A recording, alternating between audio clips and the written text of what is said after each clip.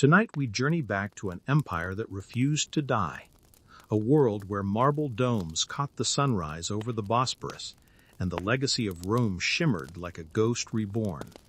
We'll follow the story of how the Roman Empire, once thought shattered, transformed into something new, an empire that would endure for 1,000 more years under another name, Byzantium. So, before we begin, take a moment to like the video and subscribe if you'd like to hear more stories like this. And if you'd like, tell us in the comments where you're listening from tonight and what time it is there. Now, dim the lights, let a gentle breeze whisper, and we'll ease into tonight's journey.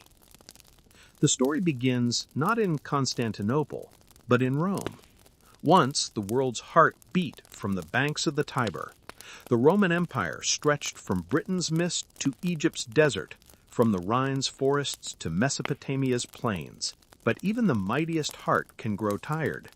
By the late 200s, Rome was cracking, pulled apart by invasions, civil wars, and emperors who ruled for less time than a loaf of bread stayed fresh.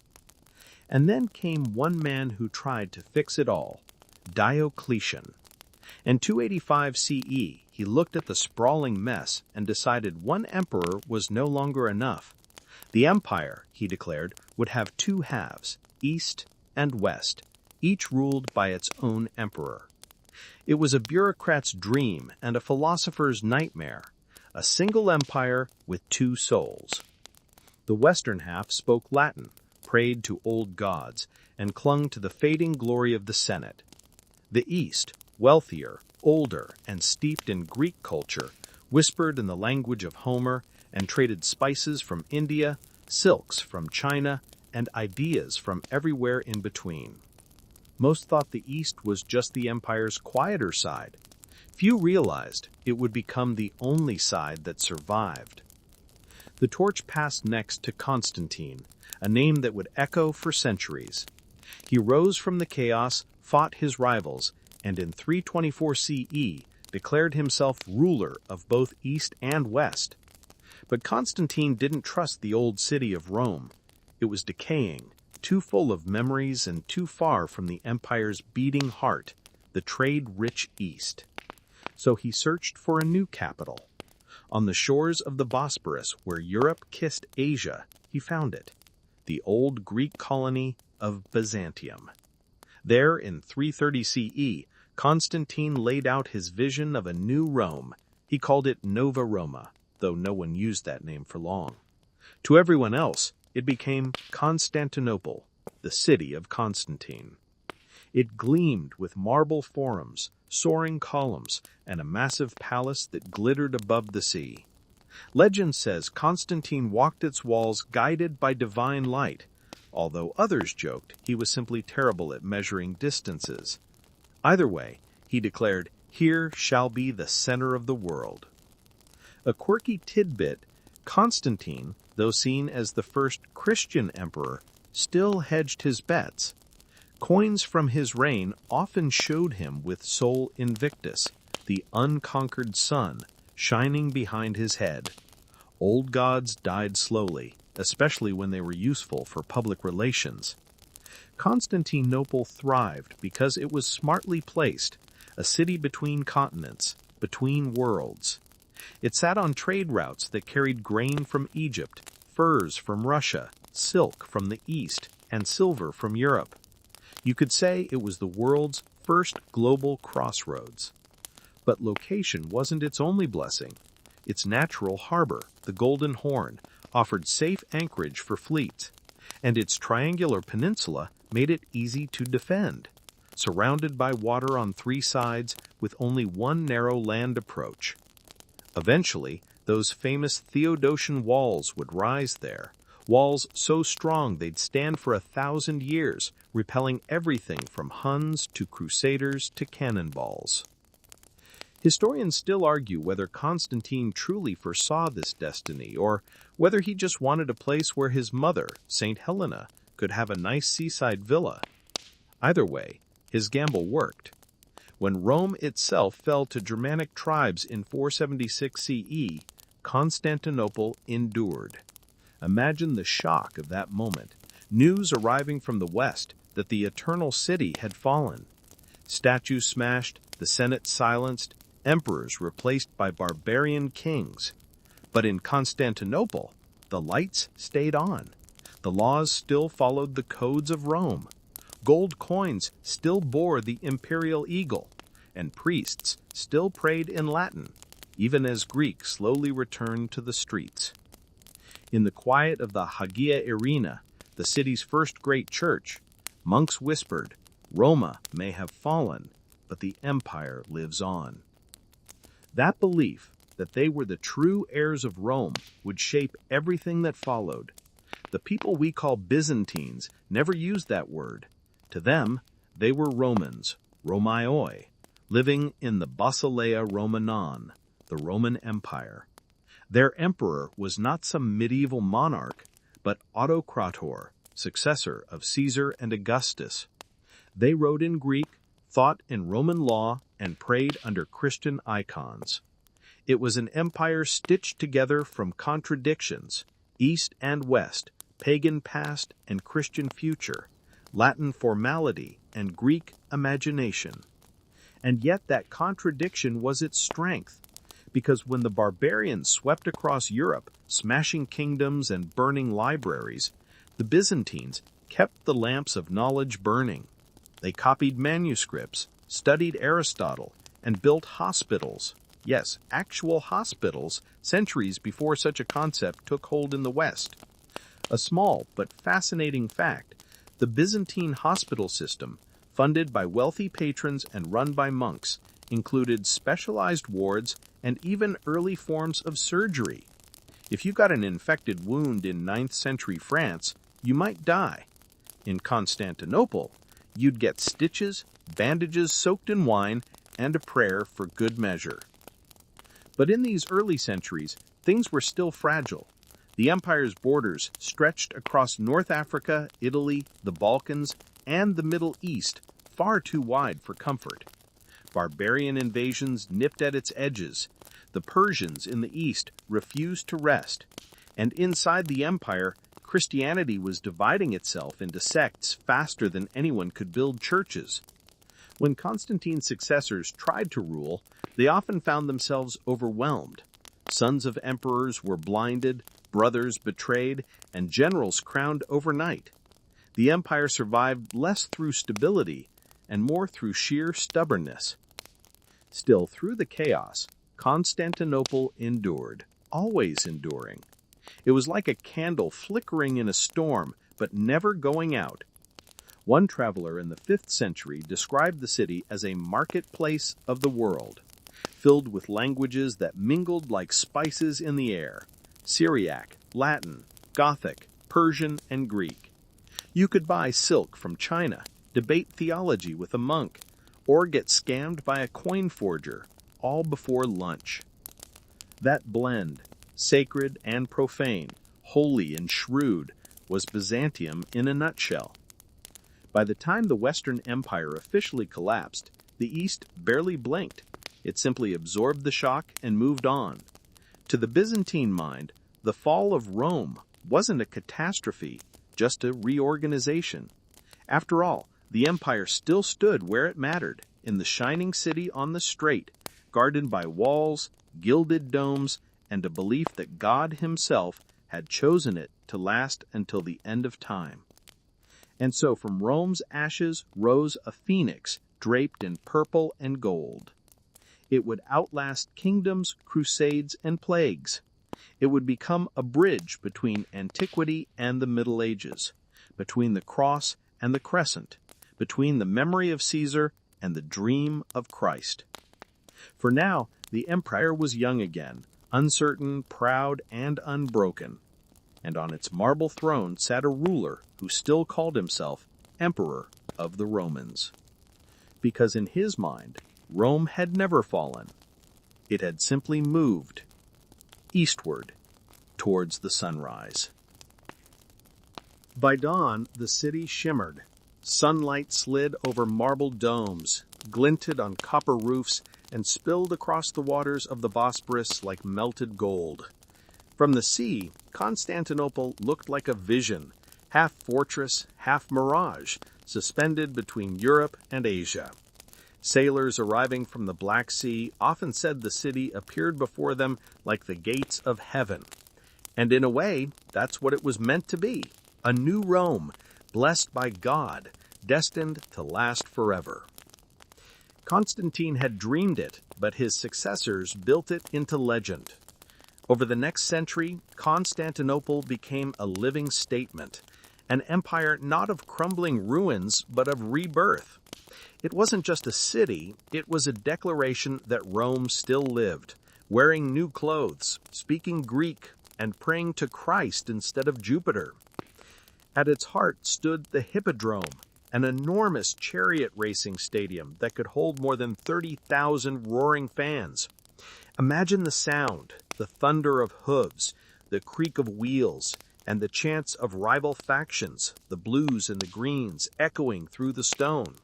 These weren't just sports teams, they were political movements, sometimes turning the city into chaos over a race or a rumor.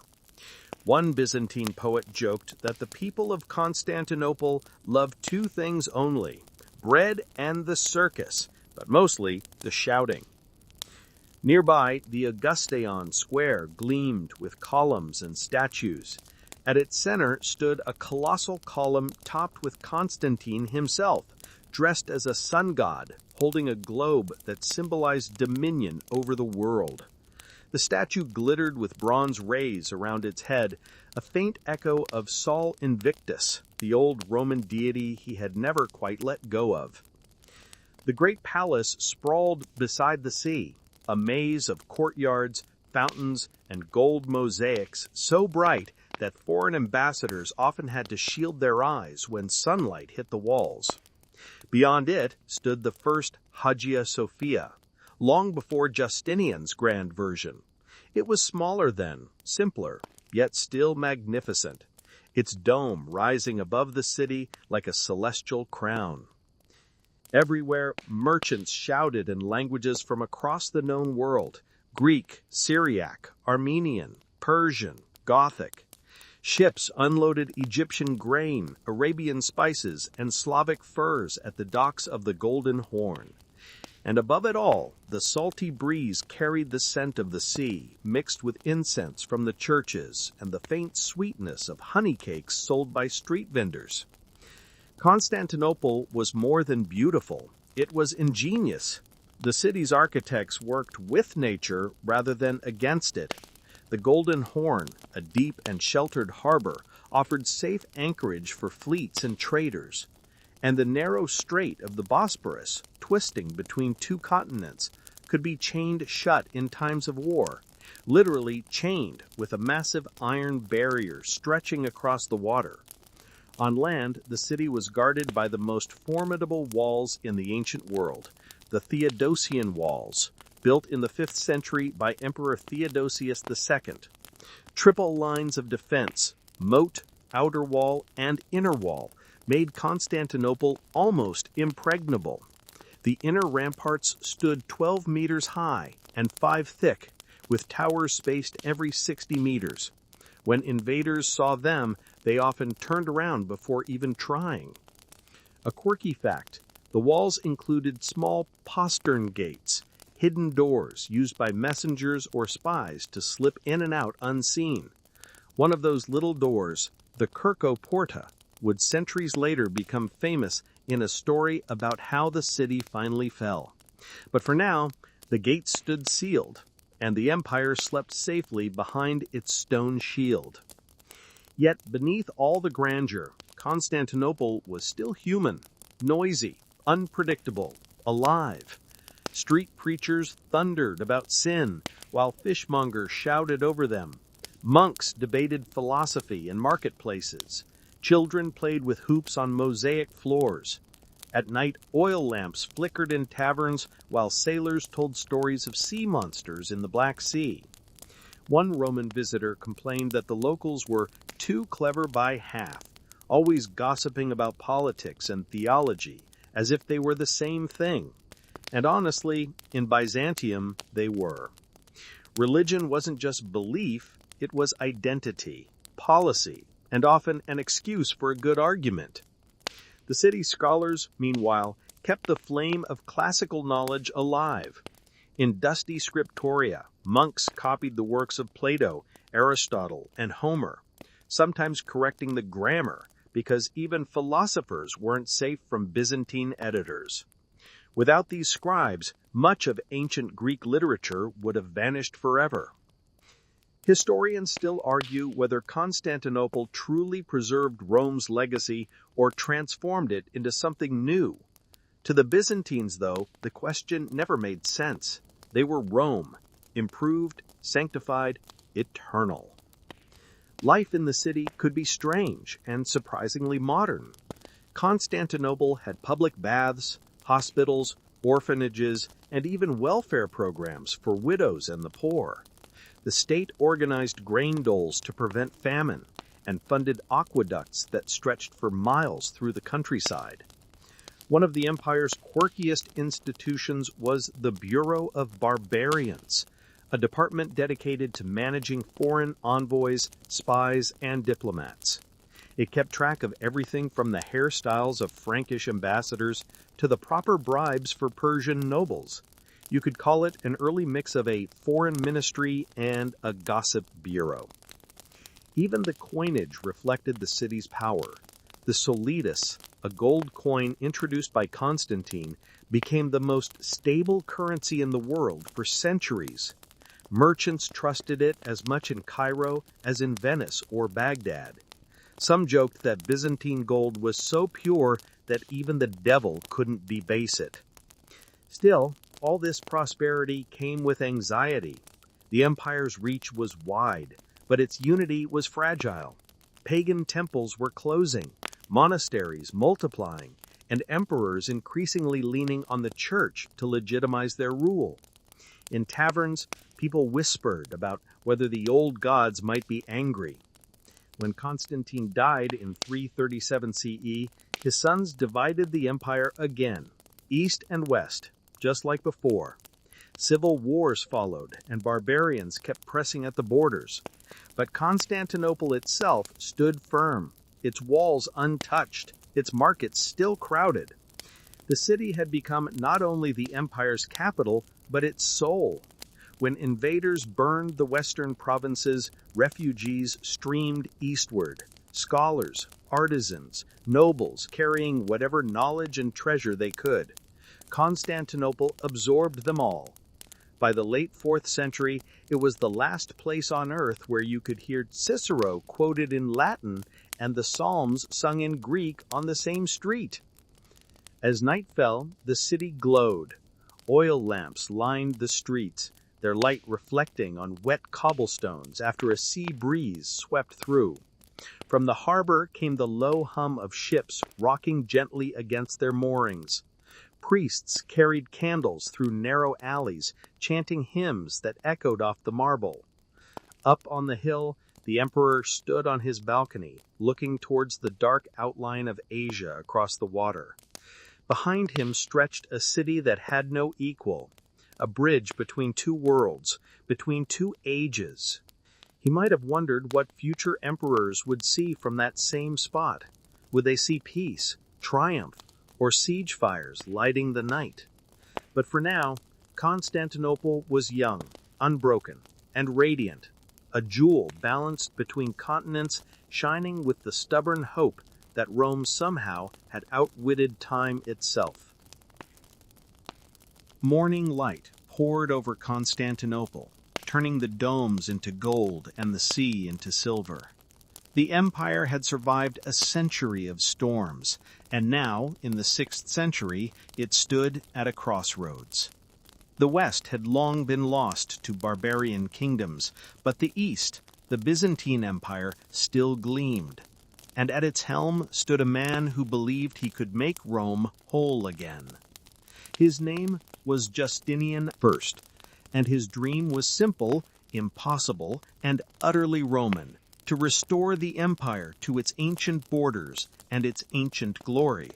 When he took the throne in 527 CE, the empire was weary. It had wealth and walls, but it lacked confidence. The old certainties had crumbled, the world had changed.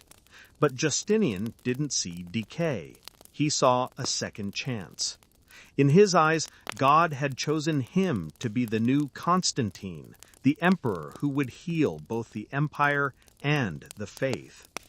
He was tireless, ambitious, and deeply devout, and also, if his advisors were to be believed, exhausting to work for.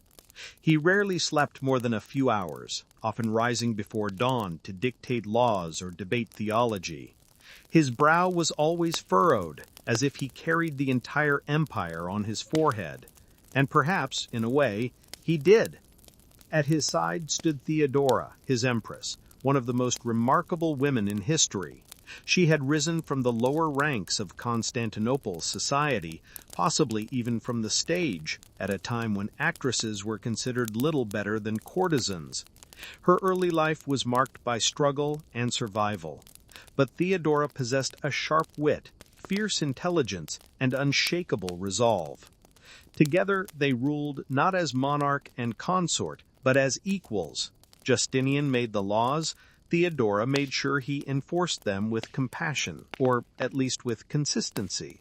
She was his advisor, his conscience, and sometimes his defiance.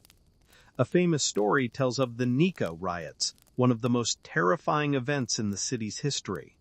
It began in the Hippodrome, where the Blues and Greens, the chariot racing factions, erupted into chaos after several members were arrested. What started as a sports riot turned into a full-blown revolt. Within hours, the mob controlled half the city, shouting Nika, meaning conquer, as flames rose into the sky. Justinian, shaken, considered fleeing, but Theodora refused. Standing before the council, she said calmly, "Those who have worn the crown should never survive its loss. Royalty is a fine burial shroud." Her words steadied him. Instead of running, Justinian unleashed his general, Belisarius, on the rioters. The Hippodrome was sealed, and the rebellion was crushed, brutally. Tens of thousands were killed. The city lay in ashes. Historians still argue whether Theodora saved the empire that day or simply turned a massacre into legend. But either way, it marked the beginning of Justinian's greatest building campaign, a city reborn from fire. From the rubble of the Nika riots rose one of humanity's greatest architectural wonders, the Hagia Sophia. Its name meant holy wisdom, and it was unlike anything the world had ever seen. Justinian wanted a church that would outshine Solomon's temple. He summoned two architects, Anthemius of Tralles and Isidore of Milet, men known as much for their mathematical genius as their daring imagination. They designed a vast dome that seemed to float on light itself, supported by hidden arches and pierced by 40 windows. When the sun streamed through them, it looked as if the heavens had descended into the church. On the day of its completion, Justinian is said to have stood beneath its golden dome and exclaimed, "Solomon, I have surpassed thee." A quirky tidbit. Early on, the dome wasn't quite as perfect as it seemed. The first version actually collapsed during an earthquake, but instead of despairing, Justinian ordered it rebuilt, higher, stronger, grander. The result became the symbol of Byzantine ingenuity and divine ambition, its shimmering mosaics reflecting the empire's faith and pride for nearly 1,000 years. Yet while the capital glittered, the empire bled. Justinian's dreams of restoration meant war, and war meant expense. He sent his brilliant general Belisarius westward to reclaim lost provinces. First North Africa, where the Vandals had carved out their kingdom. Then Italy, where the Ostrogoths ruled over Rome itself. Against all odds, Belisarius succeeded, often with tiny armies, cunning strategies, and an almost cinematic sense of drama. In 536 CE, his forces entered Rome, a moment many later chroniclers called the Second Roman Conquest. The empire had returned to the ancient capital, but the victory came at a cost.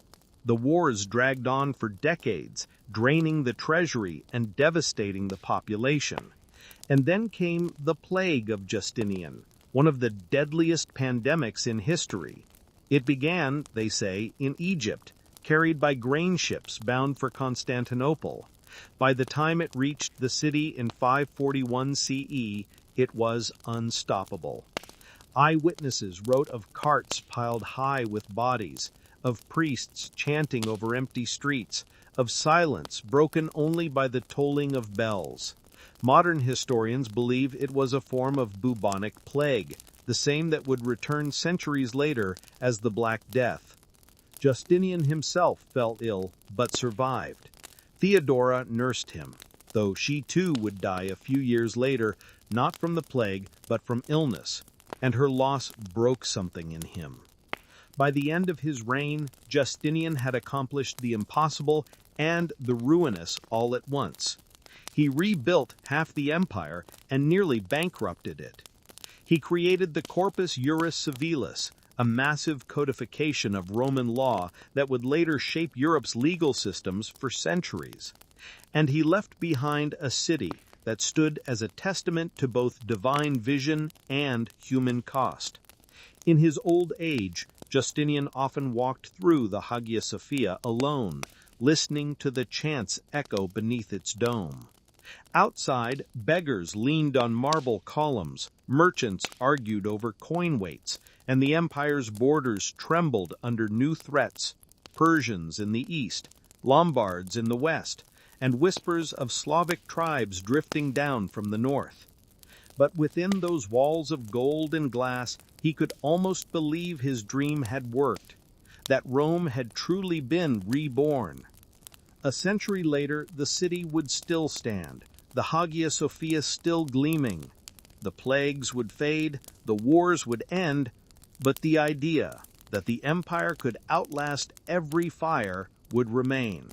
Because Byzantium, more than any empire before or after, was built not just of stone and faith, but of persistence, the quiet refusal to let history close the book. And for all his flaws, Justinian gave that stubborn flame its greatest fuel. The empire Justinian left behind glittered like a mosaic, beautiful from a distance, but made of pieces that didn't quite fit.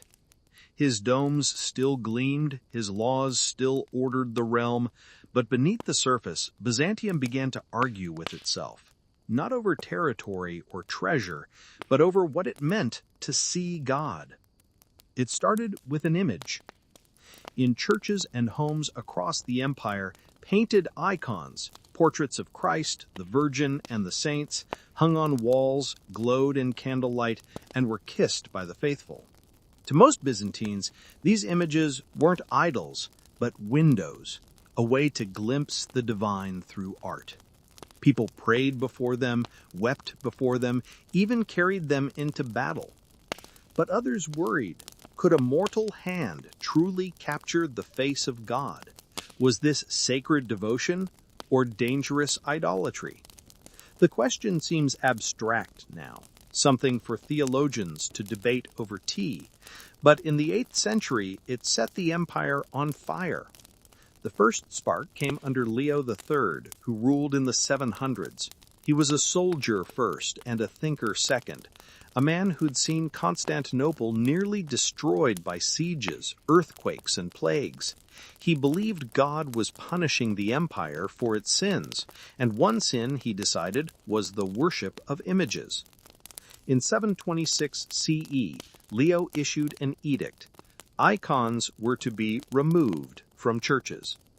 The order reached every village and monastery, and the reaction was explosive. Monks refused. Nuns hid icons behind walls. Ordinary citizens fought soldiers in the streets to protect their painted saints. One chronicler tells of an elderly woman who, seeing an imperial soldier strike down an icon of Christ, grabbed his ladder and sent him tumbling to his death. Whether true or not, the story captures the spirit of the time. ordinary faith clashing with imperial decree. The policy became known as iconoclasm, literally the breaking of images, and it divided Byzantium as deeply as any war. Iconoclasm wasn't just about theology, it was about power. The army, often stationed in the eastern provinces, tended to side with the emperors who banned icons, seeing themselves as defenders of purity and discipline. The monasteries, on the other hand, were the beating heart of the icon-loving faction, the iconophiles. They saw in the images not heresy, but humanity, the idea that God had taken visible, touchable form. Historians still argue whether Leo's motives were spiritual or political. Some say he wanted to weaken the monasteries, which had grown rich and independent. Others think he was influenced by Islam, which forbade religious imagery, or by certain strands of Jewish thought. Whatever the reason, his decree unleashed nearly a century of chaos. The empire fractured, not geographically but spiritually. Families split over faith, artists fled, monasteries were stripped of treasures, and the church in Rome, yes, the Pope, turned its back on Constantinople. By the time Empress Irene rose to power in the late 700s, the empire was weary of the fight. Irene was both shrewd and deeply pious, and she sought to end the division. In 787 CE, she convened the Second Council of Nicaea, where bishops gathered under golden lamps to debate whether sacred art could once again return to churches. After long and heated discussion, the answer was yes. Icons were restored. The churches rejoiced, monks returned to their monasteries, artists picked up their brushes again, and for a brief time, peace returned. But not for long. In the early 800s, a new wave of emperors revived iconoclasm, declaring once more that images were blasphemy. The second phase was even harsher. Icons burned, monks exiled, and one abbot famously branded on the forehead with the words "enemy of the state." The conflict only truly ended in 843 CE under Empress Theodora, not Justinian's Theodora, but another strong woman who knew how to outlast her enemies. She restored the veneration of icons once and for all, and her victory is still celebrated in the Orthodox Church as the triumph of orthodoxy. But though the icons returned, the scars remained. Byzantium had learned something about itself, and not all of it was comforting. The empire's people could be as fierce in their faith as they were in war, and their devotion could tear them apart as easily as it bound them together. A quirky tidbit: many icon painters, or iconographers, believed they were not creating art, but participating in revelation. Before painting, they fasted and prayed. Some even claimed they could hear the faint sound of angels while mixing pigments. Whether that's divine inspiration or just fumes from the paint, we'll never know. Meanwhile, the empire's soldiers kept fighting, not just for icons, but for survival. The Arab caliphates pressed on the eastern frontiers, and in the north, new threats emerged from the steppes. The empire's borders shrank and swelled like a breathing creature, never quite at rest. And yet, in the midst of this turmoil, Byzantine culture flourished. Monasteries became centers of learning. Theologians wrote endlessly, sometimes brilliantly, sometimes bewilderingly, about the nature of Christ, the Trinity, and the role of images in faith. Even the controversies seemed to sharpen the empire's intellect. One monk wrote, "We debate because we believe. We argue because our faith is alive." That could have been the unofficial motto of Byzantium. By the 9th century, the empire had survived its civil war of faith, and somehow it emerged stronger. The church was unified again, at least for now. Art returned to the walls, shimmering mosaics of gold and blue, serene faces of saints looking down from domes that seemed to touch heaven. When travelers entered the Hagia Sophia, they described being overwhelmed not by grandeur alone, but by light, as if, one said, as if God himself dwelt among men. The debates had nearly torn the empire apart, but they also gave it depth, a theological spine that would outlast its politics. And though the quarrels between East and West would never fully heal, Byzantium had proven once again that survival was its most sacred art. Faith and fire had both tested it, and yet the flame still burned. The 7th century dawned like a storm on Byzantium's eastern horizon. In the deserts of Arabia, lands the empire had long dismissed as barren and barbaric, a new faith was rising, one that would spread faster than anything the Mediterranean world had ever seen. The people of this faith called themselves Muslim, those who submit to God. Their prophet was Muhammad, a man who preached that there was only one God, merciful, almighty, and indivisible, and that idols, emperors, and earthly powers were nothing beside his will. At first, the emperors of Constantinople barely noticed. Arabia was a world away, a fringe of tribes and traders beyond the empire's well-ordered provinces. But soon Byzantine soldiers returning from the south brought word of something unsettling, a new people united under a single banner, speaking of a new revelation, and fighting with terrifying zeal. When Muhammad died in 632 CE, his followers didn't fade, they exploded outward, across the sands, the rivers, and the mountains, carried by a faith that fused religion, law, and conquest. Within decades, the armies of Islam had overrun Persia, swept through Syria, and pressed against Byzantium's most prized lands. Cities that had sung in Greek and prayed in Latin for centuries now echoed with Arabic and the call to prayer. Damascus fell, Jerusalem fell, Alexandria, the jewel of Egypt, fell. For an empire that once ruled the whole Mediterranean, it was like losing its limbs. But Constantinople refused to fall. In 717 CE, the new Umayyad Caliphate launched its mightiest assault yet, a siege of the imperial capital itself. From the walls of Constantinople, one could see the masts of the Muslim fleet stretching across the Bosphorus like a floating forest. The empire seemed doomed. And yet, once again, Byzantium revealed its secret talent: survival through ingenuity. The defenders unleashed a terrible new weapon, one that would become the stuff of legend: Greek fire. A mysterious liquid, it burned even on water. When hurled from bronze tubes or clay jars, it clung to ships, armor, and flesh, turning sea battles into infernos. The secret formula was so closely guarded that even today no one knows exactly what it was. Perhaps a mix of naphtha, sulfur, and quicklime. The Arabs called it liquid thunder. By night, the Bosphorus burned like a second sun. And after months of siege, starvation, and fire, the Muslim fleet withdrew, shattered by flame and storm. Constantinople had survived again, a Christian island in an Islamic sea. But the cost was immense. The empire's eastern provinces, Syria, Palestine, and Egypt, were gone for good. Their people, mostly Christian, now lived under Muslim rule, paying taxes, but largely left to worship as they wished.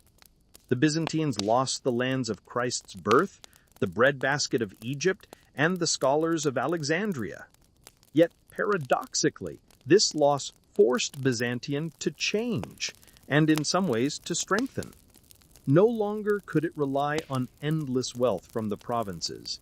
It became leaner, more defensive, and more disciplined.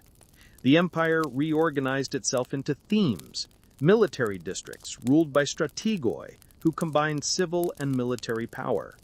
Soldiers were given land to farm in exchange for service, creating a more self-sufficient army that could respond quickly to attacks.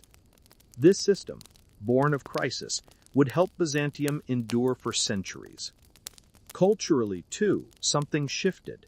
Cut off from the Latin West, the empire became unmistakably Greek in language, art, and thought. Its emperors began to see themselves not just as heirs of Rome, but as protectors of a Christian civilization surrounded by unbelievers. The wars with Islam were not just military, but spiritual. In sermons and mosaics, artists depicted the Virgin Mary spreading her cloak over the city, the divine protector of Constantinople. One hymn from the time still echoes today. To thee, our champion, we thy city dedicate, a hymn of victory. But the frontiers never stopped burning. Arab raiders struck Anatolia year after year, sometimes reaching the walls of the capital itself. Villages were emptied, churches fortified, monasteries hidden in the hills. And yet, amid the ashes, new saints were born. There's an old story about Theodore the Studite, an abbot who lived during these troubled times. When Arab raids forced his monastery to flee, he wrote calmly in his journal, "We lose our walls, but not our souls. The empire is not its stones, it is its prayers." That quiet resilience, faith surviving amid loss, defined Byzantium's soul. By the 9th century, the tide began to turn. Internal strife weakened the Arab Caliphate, and new Byzantine generals, hard men raised in the theme armies, began pushing the frontier eastward again. Towns once burned were rebuilt. Monasteries returned to their chant. The empire, though scarred, still stood. A curious side note, during these centuries of war, trade and culture between Byzantium and the Muslim world never truly stopped. Silk, spices, and books still flowed between them. Byzantine physicians studied Arab medicine. Muslim architects borrowed from Byzantine domes. Even enemies admired each other's genius. One Arab chronicler, visiting Constantinople, wrote with awe, "Their city stands between the seas like a crown between two jewels. Its emperor is poor in gold, but rich in order." And that was Byzantium's paradox. Always surrounded, always besieged, yet somehow always reborn. The empire had lost half its world, but not its faith.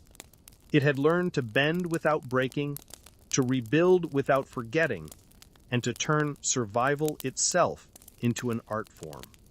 For centuries to come, the crescent and the cross would shadow each other across the Mediterranean, rivals, mirrors, and sometimes reluctant teachers.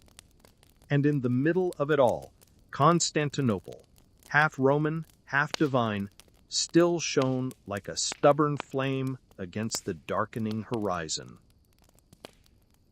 If there was one thing Byzantium learned from surviving centuries of storms, it was this: fire and silk were both stronger than steel. By the 8th and 9th centuries, the empire had transformed from a wounded survivor into a master of survival, not only through battle, but through brilliance. Its enemies might have had larger armies, but no one could match Byzantium's mixture of cunning, ceremony, and quiet menace. Constantinople, after all, was both fortress and theater. Its walls, polished by centuries of war, were legendary. 3 layers thick, studded with towers, so wide that chariots could race atop them. Behind those walls, emperors ruled not by brute force, but by spectacle. The palace of the Great Palace shimmered with mosaics of gold, gardens filled with mechanical birds that sang by hidden hydraulics, and thrones that could rise and move as if alive. Foreign ambassadors walking into the throne room would find the emperor seated on a golden chair that, to their astonishment, slowly lifted toward the ceiling, while lions of bronze beside him roared. The message was simple. This was no mere mortal kingdom. This was the center of the world. And if awe didn't work, Greek fire usually did. Greek fire had already saved Constantinople during the Arab sieges, but by the 9th century it had become a symbol, an alchemy of fear.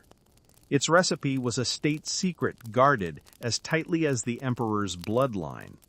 Only a handful of imperial engineers called the siphon bearers knew the formula, and they swore oaths of silence that passed through generations. Byzantine ships called dromons were the sleek predators of the Mediterranean. They could spit fire from bronze tubes mounted on their bows, turning sea battles into apocalyptic visions. Chroniclers spoke of flames that clung like serpents, impossible to quench even by plunging into the sea. Historians still argue whether it was truly a petroleum mixture or something more complex, perhaps even using quicklime or phosphorus. But whatever its chemistry, its power was psychological.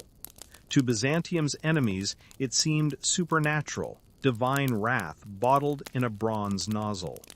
And for centuries, no one outside Constantinople could replicate it. But Byzantium's greatest defense wasn't fire, it was diplomacy. While Western kingdoms charged headlong into wars, Byzantium preferred to win with parchment, patience, and payment. The empire's chancery, staffed with multilingual bureaucrats, produced more treaties and letters than any other power of the medieval world. If you were an enemy too strong to fight, Byzantium might offer you gold, titles, or even royal marriages. If you were a potential ally, they'd send silks, relics, and flattery, along with spies hidden among the gifts.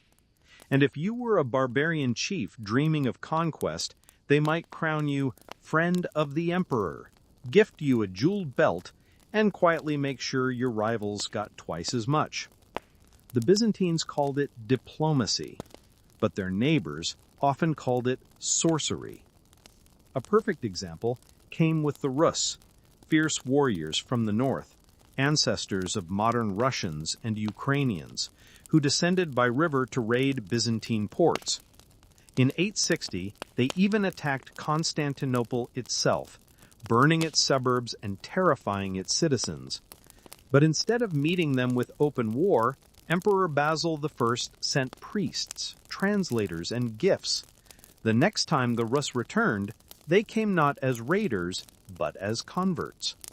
Their leader, Prince Vladimir of Kiev, accepted Christianity and was baptized in the late 9th century, adopting Byzantine priests, architects, and rituals. The moment changed Eastern Europe forever. The domes of Kiev and later Moscow would gleam in Byzantine style, and the Orthodox cross would take root in Slavic soil. Byzantium had won not by the sword, but by the psalm. The empire's diplomats even had a manual, the Book of Ceremonies, that detailed how to impress, confuse, and enchant foreign guests. It described exactly when to bow, how far to walk, what gifts to present, and even how to make visiting envoys wait in the sun just long enough to feel proper awe. Every movement was theater. Every banquet was strategy. A Persian ambassador once complained that by the time he finally saw the emperor, he no longer remembered why he'd come. And that was exactly the point. Meanwhile, the Byzantine economy hummed with quiet precision. Gold coins, the solidus, or nomisma, were so pure and consistent that they became the standard currency of the known world for nearly 700 years. Merchants from Venice to Baghdad trusted the emperor's stamped image more than any local mint. Silk, another Byzantine secret, became the empire's soft weapon. For centuries, China had monopolized silk production. But sometime in the 6th century, legend says, 2 monks smuggled silkworm eggs out of China inside hollow canes. By the 9th century, Byzantine workshops were weaving shimmering fabrics that dazzled Europe and the Caliphate alike. A bolt of Byzantine silk could buy a villa. A cloak embroidered in imperial purple could buy a crown. Yet even amid all this glitter, danger was never far away. The empire faced waves of enemies, Arabs from the south, Bulgars from the north, Normans from the west, but each time, through fire or gold or guile, it survived. When brute force failed, Byzantium seduced. When seduction failed, it bribed. And when bribes failed, it unleashed Greek fire. The world began to think of Byzantium as eternal, a place of golden chains and burning seas, where emperors moved like clockwork gods, and where no enemy could ever fully triumph. But beneath the splendor, there were cracks forming. Wealth had made the empire rich, but also complacent. Court factions bickered, generals plotted, and the church continued to wrestle with its own divisions. For now, though, the empire's light still shone bright enough to blind. Its ships ruled the waves, its gold filled the markets, and its faith, carefully guarded, meticulously displayed, bound it together like the golden thread in its silks. And in the great palace, as foreign envoys were ushered through echoing halls of marble and mosaics, the emperor's throne would rise slowly into the air, a mechanical marvel that made kings tremble and priests whisper. All of it to say, without a word, this empire does not merely live, it endures. By the late 9th century, Byzantium stood at a crossroads, scarred but strong, wary but unbroken. The Arab world had fractured, the empire's diplomacy was working its quiet magic, and the throne in Constantinople was once again a prize worth bleeding for. Out of this complex web of intrigue and endurance emerged a dynasty that would guide Byzantium into one of its brightest ages, the Macedonian dynasty. It began not with a prince, but with a stable boy. Basil I, born a peasant of Armenian descent around 811 CE, grew charm, cunning, and perhaps a few conveniently timed accidents. He started as a horse trainer in the imperial stables, won the emperor's favor by sheer charisma and wrestling strength, and somehow ended up married to the emperor's mistress, which in typical Byzantine fashion only made him more powerful. When the emperor was later found mysteriously dead after a hunting trip, Basil ascended the throne. Historians still argue whether he was a ruthless opportunist or a self-made genius who embodied the empire's restless vitality. Either way, his reign, 867 to 886 CE, marked the start of a long resurgence, a period historians would later call the Macedonian Renaissance. Basil wasn't a scholar or a philosopher. He was practical, grounded, and endlessly ambitious. He rebuilt churches, repaired the crumbling aqueducts, and revived the empire's shattered finances. Under him, Byzantine art bloomed again. Mosaics gleamed, manuscripts were copied, and laws were rewritten into elegant Greek prose. His greatest legacy was perhaps a cultural one. He commissioned the Basilica, a massive 60-book legal code written in Greek rather than Latin. It simplified and clarified Roman law for a new age, blending ancient principles with Christian ethics. It was, in essence, a Greekified Rome, the legal foundation that would endure for centuries in the Orthodox world. But Basil's bloodline, or at least his adopted heirs, would take the empire to even greater heights. Fast forward a century, the empire's armies had grown professional again, its coffers were full, and its enemies underestimated it. Then came a ruler who would etch his name into history with both terror and triumph, Basil II, known to the ages as the Bulgar-Slayer. Basil II, reigned 976 to 1025 CE, was not charismatic like his namesake ancestor. He was short, stocky, and famously stern. He slept on the floor, ate soldiers' rations, and treated luxury as weakness. While courtiers schemed in silks, Basil trained with his troops, obsessed with discipline and conquest. His empire faced a formidable foe, the First Bulgarian Empire, a powerful Slavic state to the north. For decades, the Bulgarians had raided Byzantine lands, burned towns, and humiliated generals. But Basil was relentless. His campaigns dragged on for 30 brutal years, fought through mountain passes, frozen rivers, and endless ambushes. In 1014, after decades of seesaw warfare, Basil finally cornered the Bulgarian army in the Battle of Clydonium. What happened next became legend and controversy. After crushing the enemy, Basil allegedly ordered the blinding of 14,000 Bulgarian prisoners, leaving one man in every 100 with a single eye to guide the rest home. When the Bulgarian Tsar Samuel saw his maimed soldiers return, he reportedly collapsed and died of shock. Was it myth or fact? Historians still argue whether the numbers were exaggerated by chroniclers eager for drama, but the nickname stuck: Basil the Bulgar-Slayer. The brutality overshadowed his strategic genius, for Basil wasn't just a warrior. He was also an administrator who brought discipline to the themes, reined in corrupt nobles, and stabilized the empire's borders. By the time of his death in 1025 CE, the Byzantine Empire stretched from southern Italy to Armenia, its largest and most secure shape in 4 centuries.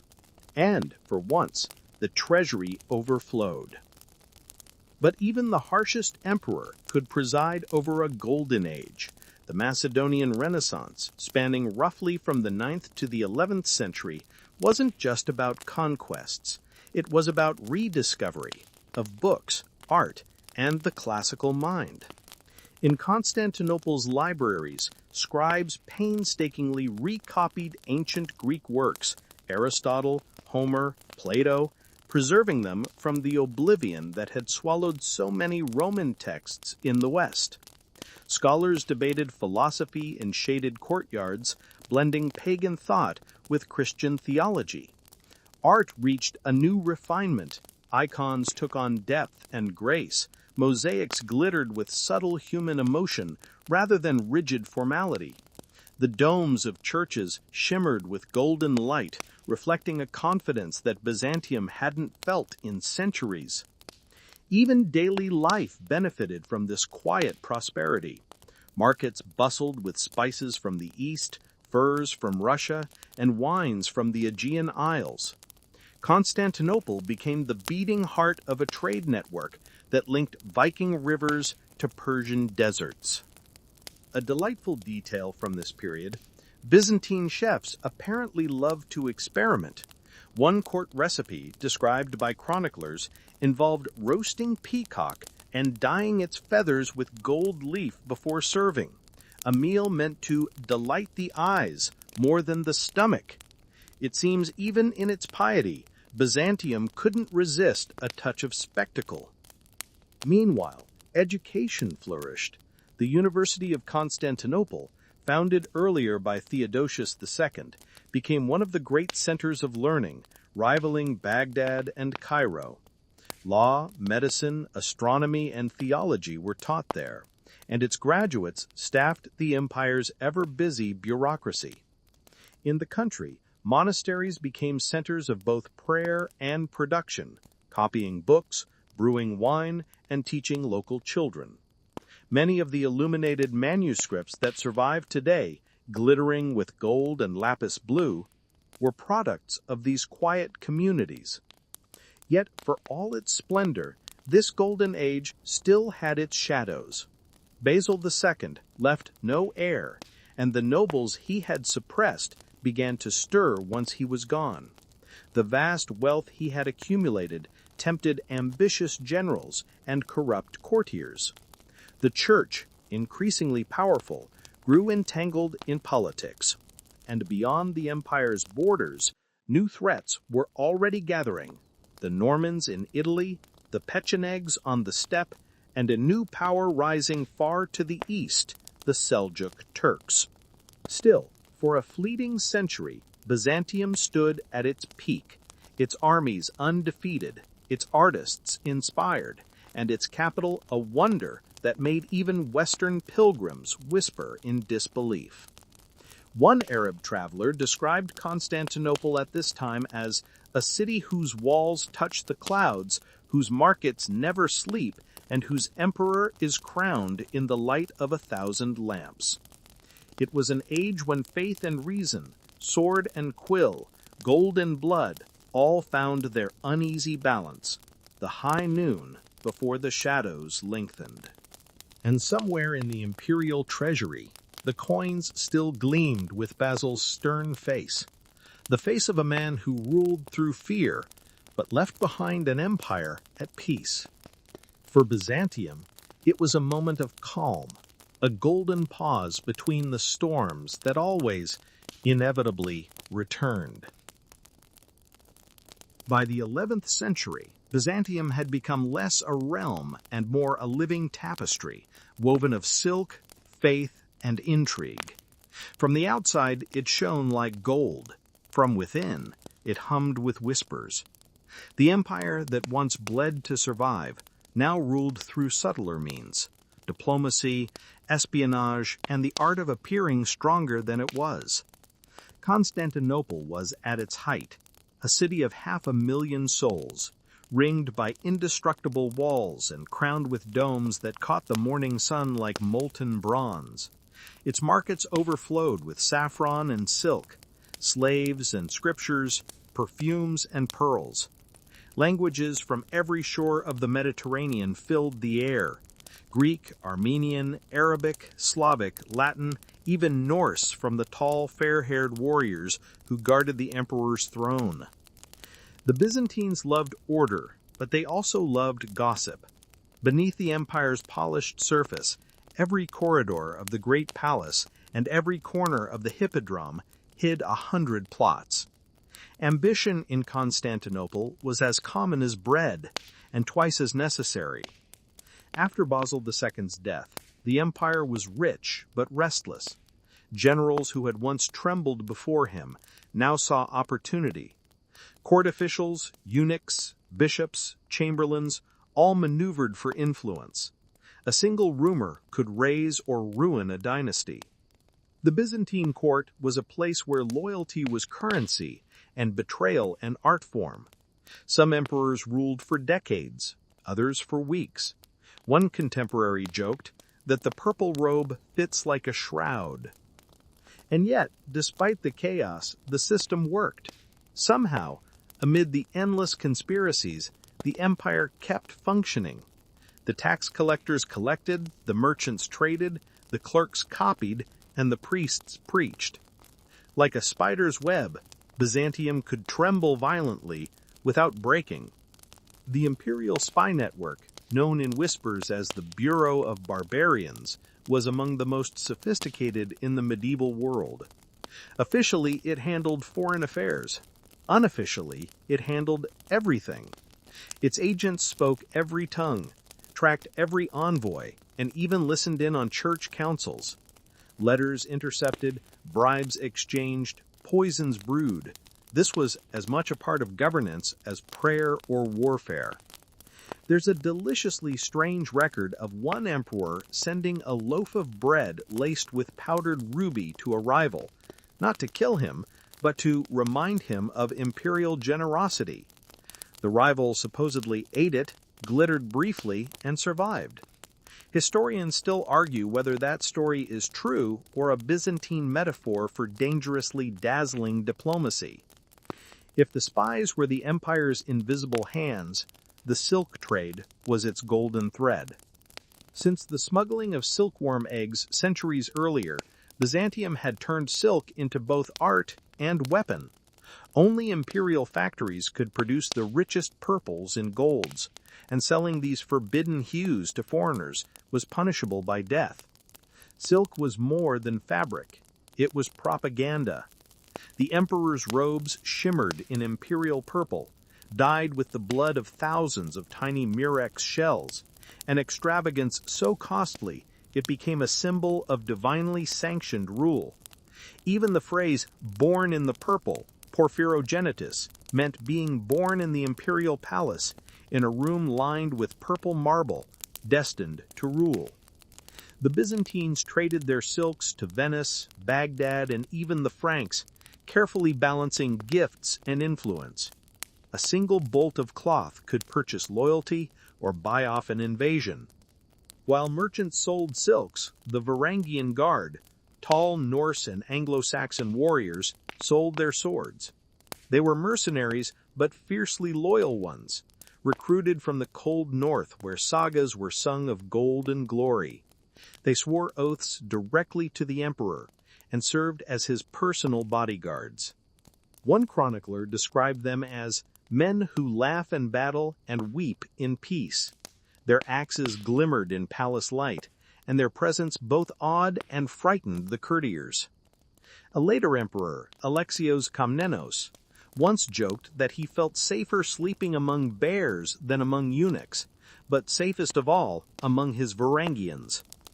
Among these northern guards was, according to Icelandic legend, Harald Hardrada, who would later become king of Norway.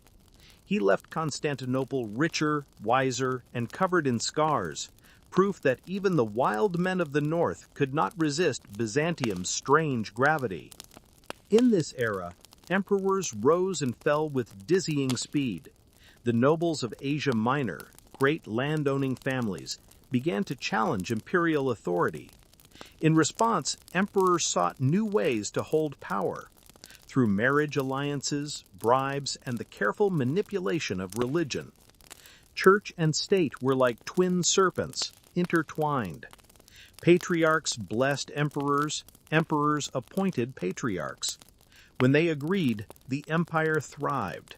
When they quarreled, the walls of Hagia Sophia echoed with shouting. There's a delightful but slightly petty anecdote from this time. One bishop once refused to stand when the emperor entered the room, claiming that Christ alone is king. The emperor, smiling, ordered the bishop's chair nailed to the floor, so that even humility cannot run away. And yet, amid all this scheming, the arts continued to blossom. The 10th and 11th centuries saw the height of Byzantine illumination. Golden icons, embroidered robes, marble sarcophagi carved with impossible delicacy. Every monastery seemed to produce a philosopher, every general fancied himself a theologian. Even the court ceremonies, some lasting 12 hours, were choreographed masterpieces. The emperor proceeded beneath silver trees, choirs of eunuchs sang in perfect harmony, and mechanical lions roared beside the throne.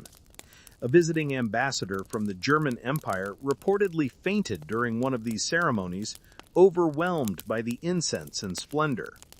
When he awoke, the Byzantines politely congratulated him for understanding the weight of divine majesty. But cracks were beginning to show beneath the gold. The empire's wealth, though vast, was uneven. The aristocracy in the provinces grew dangerously independent, hoarding land and power. Peasants who had once been the backbone of the theme armies were now serfs on noble estates. The balance Basil II had maintained through sheer will was slipping. Meanwhile, Byzantium's Italian allies, particularly Venice, were growing rich from Byzantine trade. Venetian merchants filled the harbors, their ships carrying both cargo and secrets.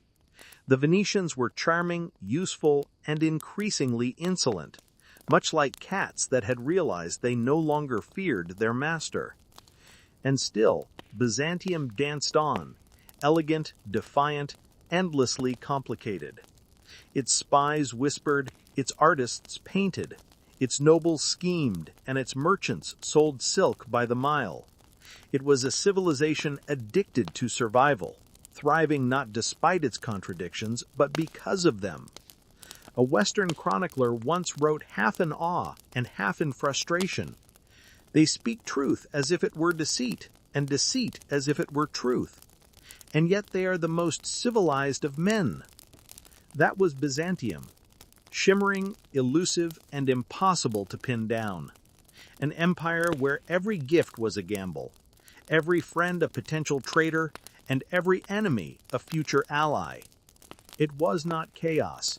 It was choreography, the slow, endless dance of a state that refused to die. The year was 1096, and the world was shifting. From the forests of France and the plains of Germany came a sound Byzantium had not heard in centuries, the tramp of armored feet and the clatter of foreign tongues praying to the same God.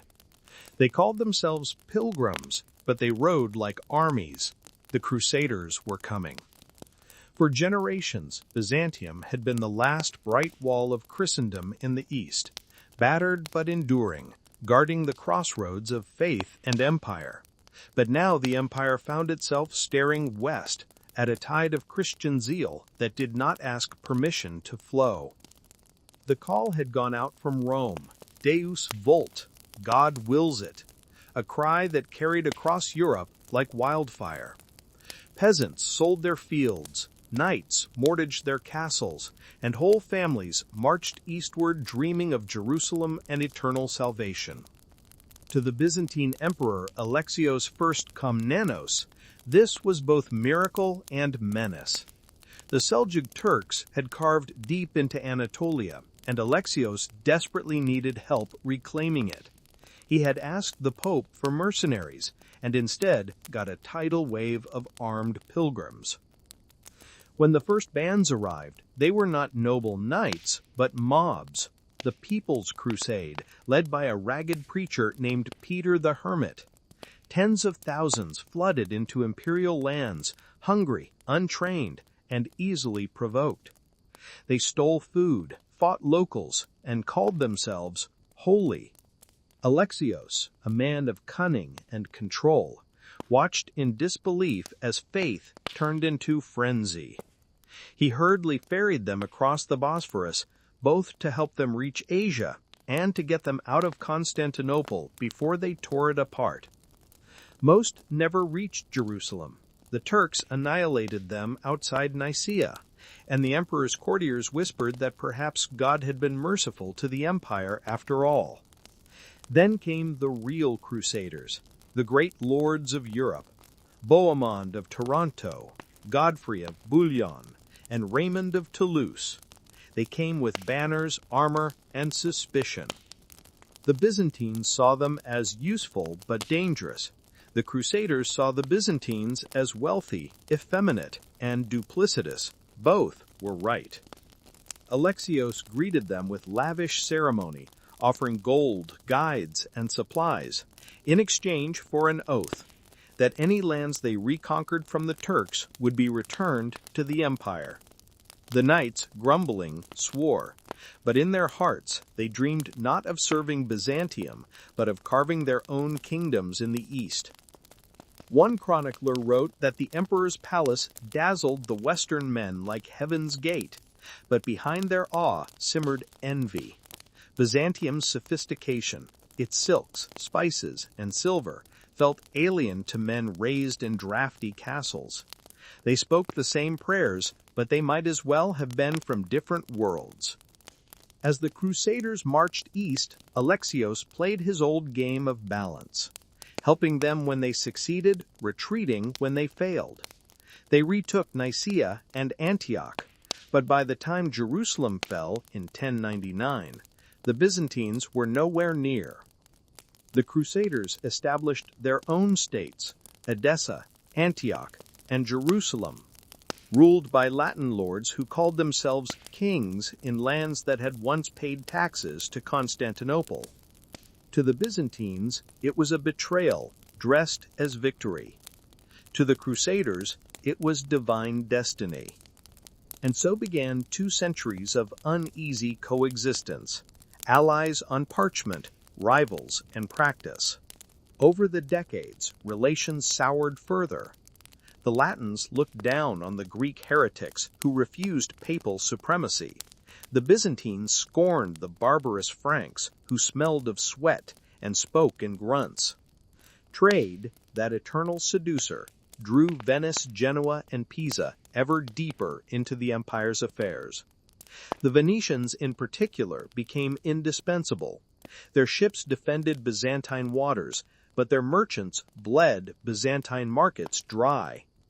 They paid them in privileges, tax exemptions, warehouses, quarters of the city itself. Soon the harbors of Constantinople looked more Italian than Greek, and resentment brewed like spoiled wine. In 1203, it all exploded.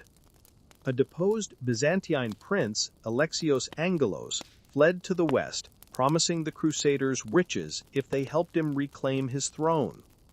The Fourth Crusade, already diverted from its holy mission, saw opportunity and gold. What followed was one of history's great betrayals. In 1204, the Crusaders, knights sworn to free Jerusalem, turned their siege engines not towards Muslims, but on the greatest Christian city in the world.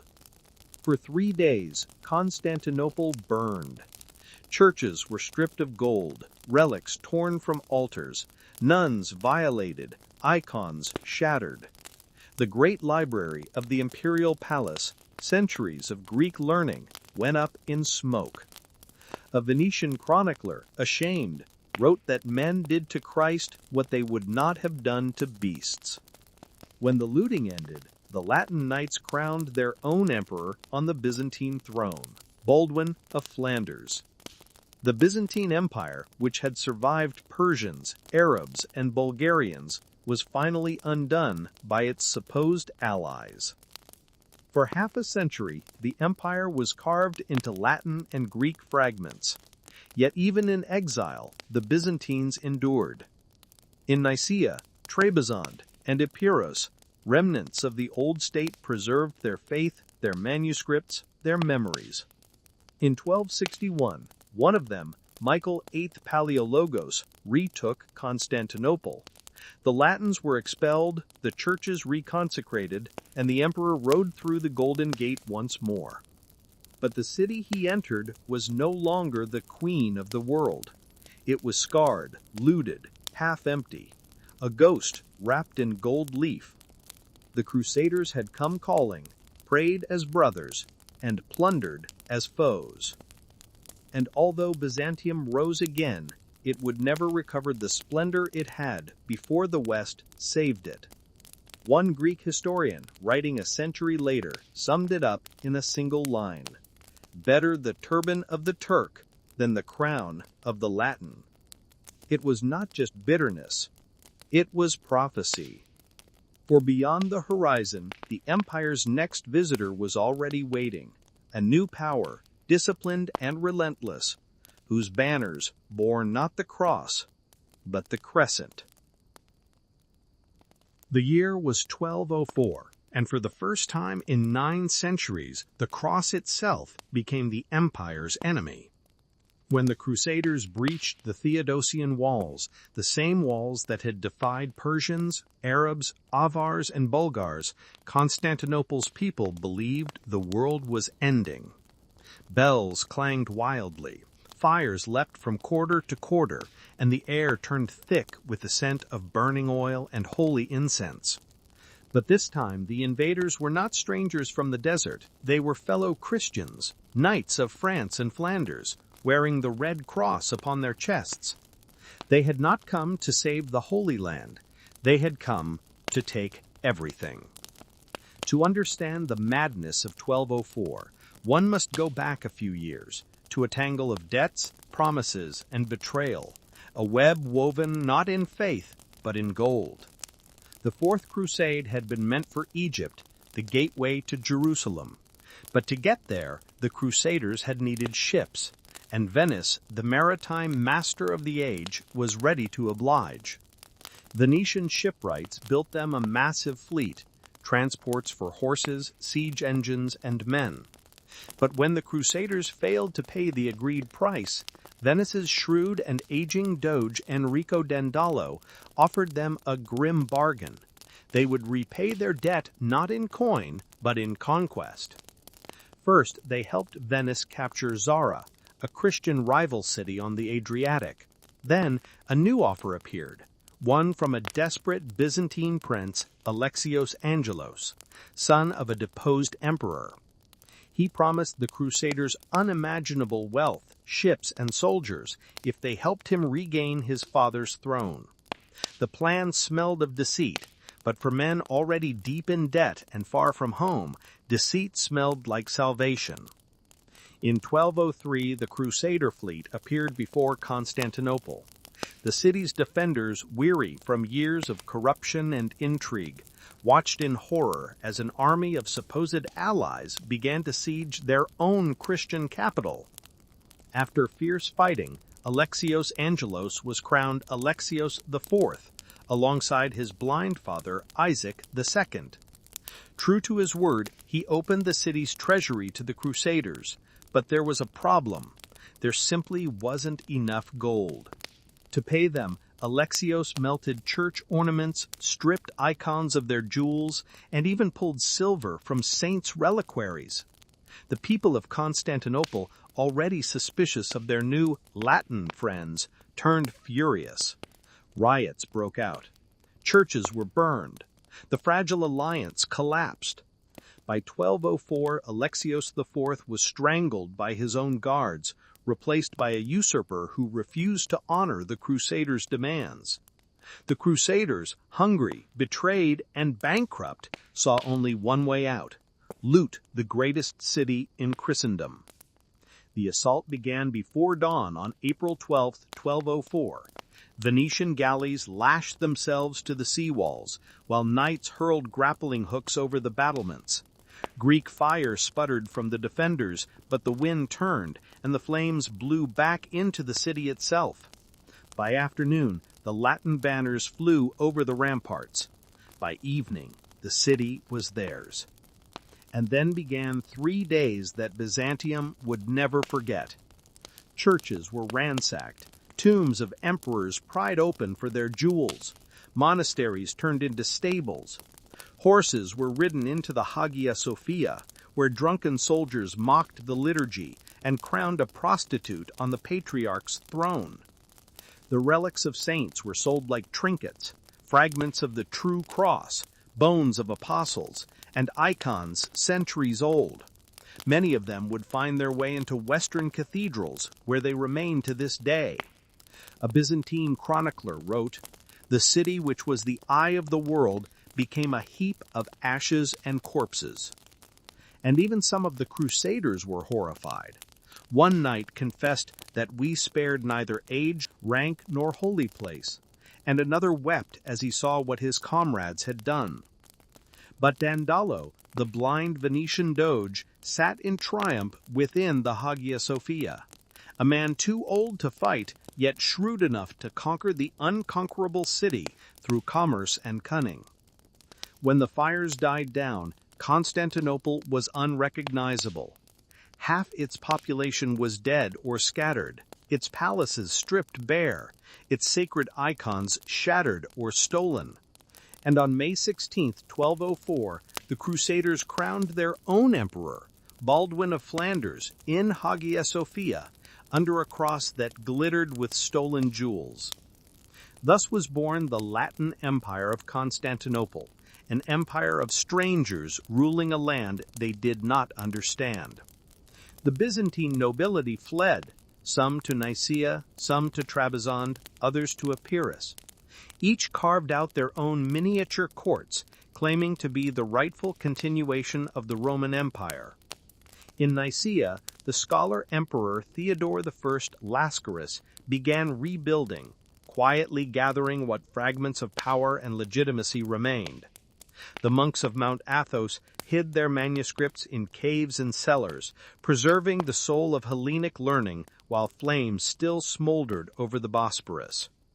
Historians still argue whether the Fourth Crusade was inevitable, a tragic collision of faith, greed, and misunderstanding, or whether it was a crime born purely of Venetian ambition. But the result was clear. The Eastern Roman Empire, which had stood for nearly 900 years, was shattered. For half a century, Constantinople was ruled by Latin barons who fought more among themselves than with their enemies. The Venetians seized islands and ports, carving up the Aegean like a market stall. Meanwhile, the exiled Greeks bided their time, rebuilding armies, schools, and hope. The Byzantine phoenix smoldered, not yet dead, only waiting. In 1261, under Michael VIII Palaiologus, the exiles struck. A small band of soldiers led by the general Alexios Strategopoulos slipped into Constantinople through a neglected postern gate while the Latin garrison was away on campaign. When dawn rose, the city was theirs. The Latins fled, their empire dissolved overnight, and Michael rode in triumph through the ruined gates. He entered Hagia Sophia barefoot, tears on his cheeks, as priests chanted hymns of resurrection. But even in that moment of victory, he could see the scars. Broken walls, empty markets, a city half its size and half its spirit. The Byzantines had returned, but something within the empire had changed forever. The old confidence, the sense of divine destiny, was gone. They had been betrayed by the West and humbled by their own pride. Constantinople would live again, yes, but it would never truly recover. The golden mosaics would be repaired, the streets repaved, the processions renewed, yet under the glittering surface there was a quiet, lingering ache, a memory of fire and loss that never left the city's stones. And in that silence across the Bosporus, the new power of the age, the Ottoman Turks, watched and waited, patient as the tide. The empire had shattered like a mosaic dropped from its pedestal, beautiful still in pieces, but broken all the same. After 1204, Byzantium was no longer a single empire. It was a scattering of embers, each glowing faintly in the dark, each claiming to be the last true spark of Rome. The world called them successor states, but to those who lived through it, they were exiles of a vanished dream. In the West, the despotate of Epirus rose first, carved out by Michael Komnenos Doukas, a distant relative of the imperial line. He ruled from the mountain city of Arta, where refugees from Constantinople rebuilt small pieces of imperial life. Court rituals, silk looms, even a tiny university. In the east, along the Black Sea, the empire of Trebizond emerged under the Grand Komnenoi, descendants of Alexios I. Trebizond was remote, wrapped in mist and mountain, but wealthy. Its harbors teemed with Genoese merchants and caravans from Persia. And then the strongest ember, Nicaea in western Anatolia, ruled by Theodore I Lascaris. There, the idea of Byzantium refused to die. Theodore gathered scholars, monks, and generals who had fled the burning capital. In Nicaea's churches, the same hymns were sung, the same Greek letters copied by candlelight. Children were still taught to call themselves Romans, not Greeks, for the empire might be wounded, but Rome still lived in them. From exile, Theodore and his successors plotted not only survival, but restoration. They re-established the bureaucracy, the army, and the church. Even the Patriarch of Constantinople was relocated there, blessing this smaller, humbler court as the true heir of the empire.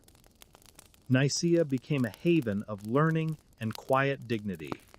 Chroniclers later wrote that while the Latins ruled over ruins, in exile the empire breathed anew. And yet, it was not easy. The Latin Empire still held Constantinople, backed by Venetian fleets and Frankish knights. The Bulgarians to the north grew stronger, carving at Byzantine borders.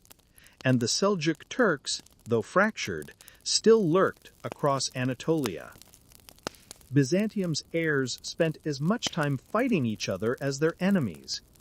Epirus distrusted Nicaea, Trebizond distrusted them both.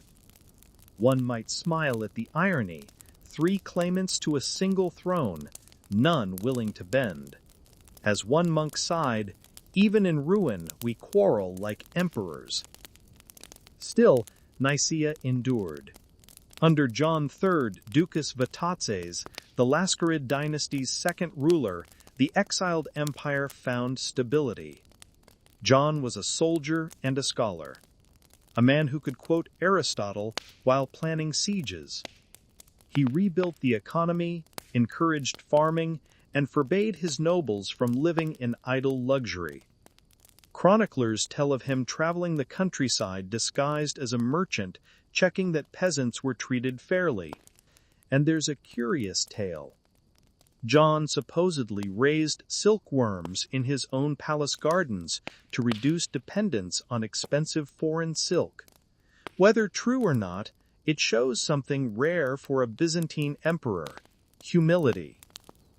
By the mid-13th century, Nicaea had grown rich, its armies disciplined, its walls strong. Its rulers knew the time was coming to reclaim what was lost. Meanwhile, in Epirus, ambition burned hotter. Michael II of Epirus dreamed of restoring the empire from the west, not by rebuilding Constantinople, but by expanding into Greece and the Adriatic. He allied with Italian powers, fought with Nicaea's forces, and sometimes even with the Pope's blessing, a dangerous dance for a man claiming to be Orthodox Rome. In 1259, the two exiled powers finally clashed at the Battle of Pelagonia. Nicaea's army, led by the brilliant general Alexios Strategopoulos, crushed Epirus and its Latin allies. This victory opened the road to Constantinople. 3 years later, the same Strategopoulos would quietly reclaim the city for Michael VIII Palaeologus, restoring the empire in name, if not in glory. But let's not rush there yet. Between 1204 and 1261 stretched half a century of wandering, decades when Byzantines lived without a capital, without certainty, and sometimes without hope. Imagine it. Monks in exile copying ancient manuscripts by lamplight, unsure if their words would ever reach a home again. Nobles holding court in borrowed halls, still performing the ceremonies of an empire that no longer existed. Children growing up never having seen Constantinople, yet dreaming of it as if it were heaven itself. That was Byzantium in fragments, a faith and a memory more than a state. Historians still argue whether this period was decline or rebirth. Some call it the Byzantine Dark Age, a time when the empire's political power waned. Others see it as a kind of renewal, when, stripped of wealth and pride, Byzantium rediscovered its soul. Because in Nicaea and Trebizond, away from court intrigues and constant luxury, the Byzantines turned inward. They wrote theology, copied ancient Greek texts, and debated philosophy. One scholar named Nicephorus Blemdis trained an entire generation of thinkers who would later guide the restored empire. Another, George Acropolite, began writing a new history of the Roman people, not of an empire that was, but of one that endured. Even art changed. Icons became simpler, more human, their saints gentler, their gold leaf thinner. It was as if Byzantium itself had shed its crown and donned a monk's robe. Still, the longing never faded. Every prayer in exile ended with a whispered hope: "May the city rise again." And in 1261, it did. But before that dawn, there were long nights. For those decades, the Byzantine world existed like a constellation, scattered points of light, each holding fast against the darkness. And perhaps in that distance, the empire learned something it had forgotten: that Rome was never just marble or armies or walls. It was faith, language, and memory. and those could travel anywhere. So, when the gates of Constantinople finally reopened, it was not the walls that made Byzantium rise again, but the people who had carried it piece by piece through exile. When dawn broke over Constantinople in the summer of 1261, it rose upon a miracle, a city reborn from ashes. After 57 years in exile, the double-headed eagle of Byzantium once again soared over the Bosporus, but its wings were tattered, its feathers scorched by fire and time. The empire that returned was not the empire that had fallen. It was humbler, poorer, but far more aware of its fragility. Still, to the weary exiles of Nicaea, it felt like resurrection. The story of that return began not with fanfare, but with chance. In July 1261, a small Byzantine force under Alexios Strachegopoulos was sent to scout the Latin defenses around Constantinople. Strachegopoulos, a grizzled veteran of countless wars, arrived to find the Latin garrison absent, away on campaign. The opportunity was too divine to ignore. With barely 800 men, he crept through a neglected postern gate, the same hidden passage once used by thieves and smugglers, and took the city before sunrise. When the Latin guards returned, the imperial banners already fluttered from the towers. No great army, no mighty siege, just a whisper of strategy, a flicker of luck, and a century's worth of longing, finally fulfilled. When Michael VIII Palaiologos, emperor in Nicaea, received the news, he reportedly fell to his knees and wept. He rode into the capital weeks later, entering through the Golden Gate, barefoot, in humility, as priests carried relics and choirs sang hymns of rebirth. For the people watching, tears mingled with disbelief. The city that had been their heaven and their hell was theirs again. But the Constantinople they reclaimed was a ghost of its former self. The Crusaders had left it hollowed out. Its population had shrunk from 500,000 to barely 30,000. Entire neighborhoods lay in ruins, overgrown with weeds. Churches stood roofless, their mosaics chipped away or stolen to gild cathedrals in Venice and Paris. Michael VIII knew he had inherited an empire, only a symbol, but symbols in Byzantium were everything. He immediately set to work rebuilding, not just walls and churches, but dignity. He reopened the university, re-established the Senate, restored the Hagia Sophia to Orthodox worship. Artisans were summoned from Nicaea, scholars from Trebizond, priests from Mount Athos. The emperor even tried to clean the city streets himself, ordering refuse removed and fountains repaired. The chroniclers note, with rare affection, that he found a ruin and made it breathe again. Yet rebuilding the empire meant more than mortar and marble. It required diplomacy, and Michael was a master of it. He inherited enemies on all sides, the Latins to the west, the Bulgarians and Serbs to the north, and the rising power of the Ottoman Turks to the east. He could not fight them all, so he did what Byzantines had done best for centuries. He played them against each other. He married his relatives into Balkan dynasties, bought off mercenaries with promises, and courted the papacy with talk of religious unity. He even flirted with church reunion, offering to recognize the Pope's authority, not out of conviction, but to keep Western armies from launching another crusade against him. It worked, at least for a while. But at home his compromises bred resentment. Many of his subjects saw him as too friendly with the Latins, too willing to bend sacred tradition for survival. When he had his young co-emperor, the boy John IV Lascaris, blinded to secure his own claim, even loyalists whispered that the empire had risen on sin. Still, Michael held the center. He knew that Byzantium, now dwarfed by its neighbors, could not afford pride. He once told his council, "We must live, even if by seeming to yield." Under the Palaiologos dynasty, which he founded, the empire entered its final bittersweet era.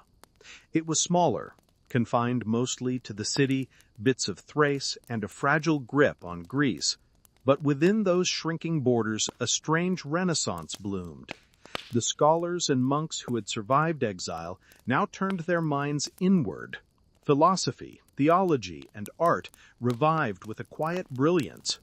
Icons once again shimmered across church walls, softer, more introspective, painted with the humility of a people who had seen their heaven burn. Mosaics glowed like candlelight in shadowed chapels, their saints less regal, more human. This flowering of learning and spirituality is sometimes called the Palaiologan Renaissance, the empire's final blaze before the dusk. Greek scholars began to rediscover the ancient philosophers with new intensity. Their writings would later travel west, inspiring Italian humanists and, ultimately, the Renaissance itself. It's a curious irony. While Western Europe looked back to classical Greece as something lost, Byzantium had been its living descendant all along. The bridge between antiquity and modernity was not Rome, it was Constantinople. But the empire's body could not match its mind. Constantinople's economy, long sustained by trade, faltered. The Venetians and Genoese, now dominant in the seas, siphoned off profits and dictated terms. Their ships ruled the Bosporus, their merchants ruled its markets. And beyond the Bosporus, a new danger gathered. The Ottoman Beylik, born from the ruins of Seljuk Anatolia. To Michael and his successors, they seemed like another transient frontier tribe, one of many. No one guessed that within 2 centuries, their crescent would rise over the same city's domes. But that was still far in the future. For now, Byzantium was alive again, fragile, diminished, yet breathing. There's a story, perhaps apocryphal, perhaps true, that when Michael VIII walked through the Hagia Sophia after its reconsecration, he paused beneath the dome's shimmering mosaics and whispered, "We have outlived Rome itself." He wasn't wrong.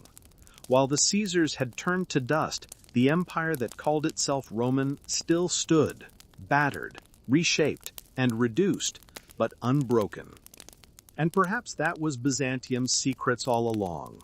It didn't need to be vast to be eternal. It only needed to endure. Historians still argue whether Michael VIII was a savior or a schemer, whether his compromises preserved the empire or doomed it. But even his harshest critics admit this: without him, Constantinople might never have risen again. He gave the world one last vision of Roman majesty, one last century of philosophy and art, one last flicker of the eternal city on the Bosporus. A phoenix, smaller, older, but still warm with the memory of fire. The centuries that followed Byzantium's restoration were not an age of triumph, but of twilight. A long, slow dusk stretched across the empire, where the sun never quite set, but never rose again either. By the 14th century, Constantinople was no longer the heart of the world. It was a relic that refused to die. Its walls still gleamed in the light of sunset, its domes still caught the gold of evening, and its emperors still held processions in the old Roman style. But the streets were quieter now, and the empire's reach, once vast as the Mediterranean, had shrunk to the size of memory. Within the city's marble gates, life moved with ritual precision, as if ceremony itself could hold back decay. In the great palace, the emperors of the Palaiologos dynasty presided over court with deliberate grandeur. They wore robes embroidered with fading symbols, double-headed eagles, crosses, and imperial suns, while eunuchs announced decrees in the same formulae used 1,000 years before. The mosaics glittered as they always had, but now their gold reflected candlelight instead of glory. The court was poor in silver, but rich in symbols. Foreign visitors, merchants from Venice, scholars from Italy, envoys from Hungary, wrote of an empire majestic in poverty. They were awed by the pageantry, coronations beneath the Hagia Sophia's dome, the slow echo of processions, the whispered chants that filled its vaulted air. Yet they could not help noticing the cracks, the tattered banners, the half-empty halls, the air of solemn nostalgia that clung to everything. Byzantium had become a living memory, an empire existing for the sake of continuity itself. Outside the city, the world was changing. To the west, the Latin kingdoms rose and fell in restless rhythm. The Genoese and Venetians dominated the seas that once belonged to Byzantine galleys. To the north, the Serbs and Bulgarians fought and flourished, carving realms from former imperial provinces. And to the east, across the old Anatolian heartlands, a new power gathered like a storm, the Ottoman Turks, whose sultans prayed in tents today, but dreamed of marble tomorrow. Byzantium watched them all, wary, weary, and strangely patient. It had seen empires rise and vanish before. It had seen Persians, Arabs, Crusaders. Why should these new conquerors be any different? But this time, history would not turn back. The Ottomans were not raiders, but builders. They took city after city, fortress after fortress, until all that remained of Byzantium's territory was a thin stretch of land around the capital and a few lonely outposts in Greece. Still, the emperors clung on. Not out of delusion, but duty. They believed that as long as the liturgy continued in Hagia Sophia, as long as incense rose and candles burned, the empire still lived. And so it did, in ritual, if not in tower. Within the crumbling walls, life took on a contemplative grace. The monasteries along the Golden Horn filled with scholars and mystics. The hesychasts, monks of deep meditation, preached that divine light could still be seen in the silence of the soul, the same light that once transfigured Christ on Mount Tabor. They found in inner stillness what the empire had lost in worldly might. The city's artisans, too, turned inward. Painters crafted icons that no longer glorified victory, but spoke of endurance. Their saints wept softly. Their Madonnas carried sorrow in their eyes. The Byzantine style, once proud and imperial, now glowed with humility, a light not of conquest, but of faith. It was a spiritual renaissance blooming in the shadow of decline.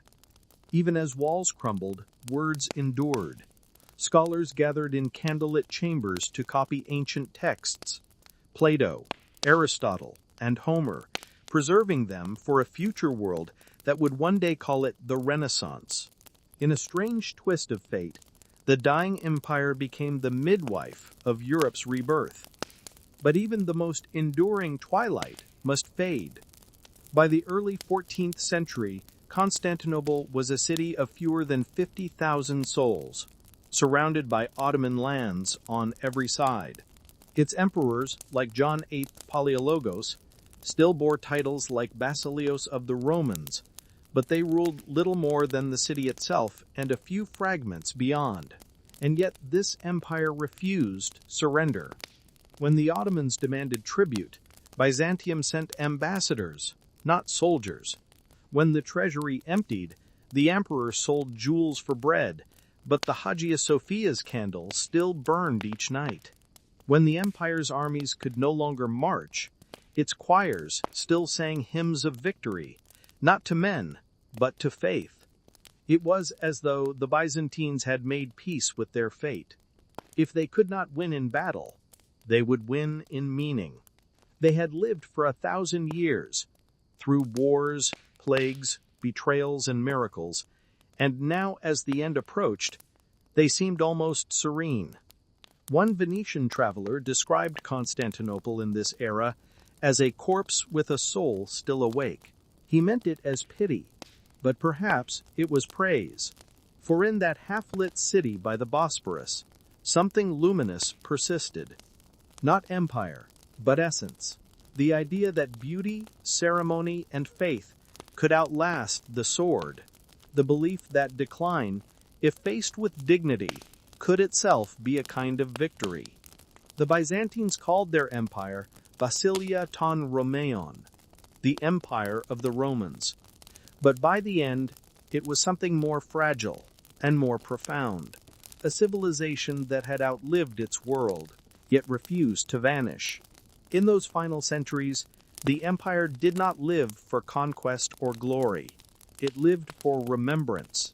It lived for the continuation of a 1,000-year dream, that between east and west, between heaven and earth, there could exist a light that would never fully go out. And so Byzantium endured, not in power, but in prayer, not in armies, but in art, not in the clang of empire, but in the hush of eternity. The long twilight had come, but the light, though dim, still shone. It was spring in Constantinople, the year 1453, and the city bloomed one last time. The cherry trees along the Theodosian walls stirred in the morning wind, petals falling softly over crumbling stones that had once turned back armies of Persians, Arabs, and Crusaders. Now, beneath those same ancient towers stood the last emperor of Byzantium, Constantine XI Palaiologos, a man born to inheritance, not illusion, yet bound by both. He was emperor of almost nothing, a few miles of walls, a weary people, and a memory of Rome. But that memory, to him, was everything. The Ottoman Sultan Mehmed II, just 21 years old, had brought his army like thunder from the east.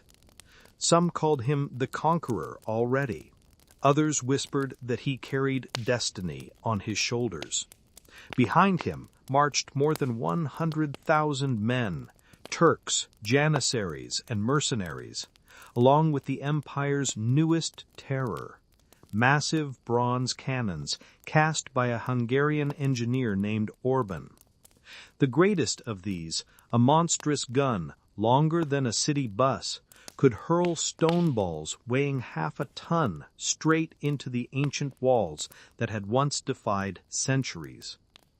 Inside those walls stood perhaps 7,000 defenders, including about 2,000 foreign volunteers, mostly Venetians and Genoese, men of the sea fighting for honor or gold, but united now by desperation. Among them, Emperor Constantine walked daily, speaking gently to soldiers, blessing priests, and reminding all that they fought not only for a city, but for civilization itself. The odds were impossible, but Byzantium had never cared much for odds. Each morning, the sun rose over the Bosporus and struck the Hagia Sophia, gilding its dome in gold. Each night, the same dome glowed by candlelight as priests sang the old hymns of the Roman liturgy, words unchanged since Justinian's time, echoing through an almost empty world. The people still believed a miracle might come. Rumors whispered through the city like wind that angels would descend, or that the marble emperor, an old legend, would awaken from beneath the walls and drive the Turks away. As historians still argue, as one modern scholar notes, whether such hope was faith or denial. But perhaps for the Byzantines there was no difference left between the two. On April 6th, the siege began. Cannon fire thundered day and night, shaking the city to its foundations. The earth trembled, dust rose in clouds, and the once impenetrable walls cracked like porcelain. But still the defenders patched, rebuilt, and prayed. Greek priests carried relics through the streets, splinters of the true cross, fragments of saints' bones, while monks sang psalms over the wounded. In the harbor, The Byzantine and allied ships held the chain across the Golden Horn, blocking the Ottoman fleet, a last trick from centuries of seafaring cunning.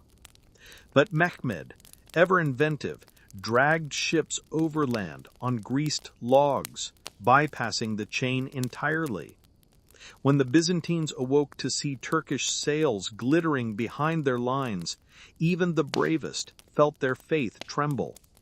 Still, the emperor refused surrender. As the siege dragged on, hunger and exhaustion stalked the city. By May, the churches were filled with refugees, and the wells began to dry. Yet Constantine remained calm, serene almost, as if he knew the end was already written. On the night of May 28th, the people gathered for one final divine liturgy inside Hagia Sophia. By torchlight, Greeks and Latins stood side by side, Catholics and Orthodox who had argued for centuries now kneeling together under the same dome. Even the emperor, usually reserved by protocol, stood among them humbly, confessing his sins. The choir sang the ancient hymn, Kyrie eleison, Lord have mercy, and the sound rose like a heartbeat through the stone. It was not a night of fear, but of acceptance. One chronicler wrote, "They were calm, as men who had supped with death and found him courteous." At dawn, the final assault began. The cannons fell silent, and then came the horns, drums, and cries of tens of thousands rushing toward the breach. The first waves were repelled, then the second, but the third, the Janissaries, the Sultan's elite soldiers, broke through near the gate of St. Romanus, where the walls had finally given way. Constantine threw off his imperial regalia, shouting, "The city is lost, but I live." He charged into the melee with sword drawn, disappearing into the chaos. No one ever found his body. Some said he died fighting. Others claimed he turned to marble, waiting beneath the Golden Gate for the day he would rise again. The city fell on May 29, 1453. The Ottomans surged through the streets, looting and shouting, as the Crescent banner rose over the walls. In Hagia Sophia, worshippers who had sought sanctuary were taken prisoner, the great church converted to a mosque before the day was out. The muezzins' call to prayer echoed beneath Justinian's dome, a new faith claiming an old throne. But amid the wreckage, something quiet persisted. The Sultan, entering the conquered city, looked up at its beauty and is said to have murmured a Persian verse. The spider weaves the curtains in the palace of kings. The owl calls the watches in the towers of Afriasab. Even Mehmed, for all his triumph, seemed to feel the weight of what had ended. He would later order repairs to Hagia Sophia, preserve much of the city's architecture, and even spare some scholars and artists. He saw himself not only as a conqueror, but as heir to the Romans. In his mind, the empire had not died. It had merely changed hands. Outside the fallen gates, Greek exiles fled across the sea, to Italy, Crete, and the Balkans, carrying manuscripts, relics, and knowledge that would soon ignite the Renaissance. The world called Byzantium dead, but its spirit had already taken root elsewhere. In books, in art, in faith, it survived. It is said that one survivor, upon seeing the city's smoldering skyline from his ship, whispered, "She is gone, but she will never be forgotten." And he was right. For though Constantinople had fallen, Byzantium, the idea of it, the quiet defiance of it, lived on. The empire that had once bridged worlds did not end with a scream, but with a prayer. The last dawn had come, but the light lingered, soft as incense, over the Bosporus. In the silence after the fall, one might have thought Byzantium vanished. Its emperors were gone, its walls broken, its banners torn from their towers. But history is rarely that simple. For some empires fade in blood and fire, and others, like Byzantium, dissolve gently into the world until their essence is everywhere, unseen but enduring. In the decades following 1453, the name Byzantium itself was not yet used. To its people, it had always been Romania, the Roman world, and its citizens, Romaiou, Romans. That identity didn't vanish with the last emperor. It simply shifted, whispered into the veins of nations that would rise long after the empire's marble dust had settled. The Greek-speaking world kept its language, its liturgy, its sense of continuity. In tiny chapels along Aegean islands and mountain monasteries of Mount Athos, candles still flickered before icons in the same patterns traced 1,000 years before. The chants, the prayers, the very rhythm of worship, all of it Byzantine. The empire, you could say, survived in sound. And in law, too. Byzantine codices, like Justinian's Corpus Juris Civilis, became the spine of European legal thought. Kings and parliaments from Moscow to Paris borrowed its principles: equality before law, imperial authority bound by divine justice, and the sanctity of written codes. When you hear a judge speak of precedent, or see a statute written in careful Latin form, you are hearing faint echoes of Constantinople's scribes. Historians still argue whether Byzantium should be seen as a bridge or a barrier, as the preserver of classical wisdom or the dam that slowed Western reform. But in truth, it was both, a bridge that held back the flood long enough for the future to find its footing. The empire's art lived on as well, shimmering like its mosaics long after the glass cooled. Those glowing icons that once gazed down from Hagia Sophia inspired Orthodox Christianity across Russia, Serbia, and Romania. In the domes of Moscow, you can still see its lineage, onion shapes rising like inverted flames, each bearing a golden cross that once belonged to Byzantium's sky. Even the term Tsar comes from Caesar, a quiet claim to Rome's eternal lineage. The Russian Empire, for centuries, called itself the Third Rome, inheritor of a fallen dream. Yet Byzantium's most profound legacy may not be what it built, but how it endured. Its scholars, fleeing westward after the fall, carried manuscripts of Plato, Aristotle, Homer, and forgotten mathematicians. When those Greek texts reached Florence and Venice, the Renaissance quickened like spring after a 1,000-year winter. A dying empire, in its last act, had passed the torch of civilization westward. But even beyond the arts and the laws, Byzantium's spirit lingers in something subtler, a certain way of seeing the world, a blend of the sacred and the pragmatic, the mystical and the administrative. It believed that beauty and order were two faces of the same truth. Its architects built cathedrals that felt both earthly and divine. Its bureaucrats copied decrees as if each line were a prayer. Its people balanced heaven and empire in the same breath. In the quiet logic of modern governance, the Byzantine mind still whispers, in diplomatic ritual, in ceremonial processions, in the careful choreography of state. When nations hold pomp even in poverty, when rulers cloak power in faith, you can still feel the faint, ghostly rhythm of Constantinople. And then there is the city itself, Istanbul, as it became. The Ottomans did not erase Byzantium, they built upon it. Mehmed II kept much of its infrastructure, its scholars, even its architects. Under his rule, the old Byzantine vision of empire, universal, divine, multi-ethnic, was reborn in another tongue. The Hagia Sophia's dome still rose, now crowned with crescents, but it remained what it always had been, a meeting of heaven and earth. Modern Istanbul hums with that continuity.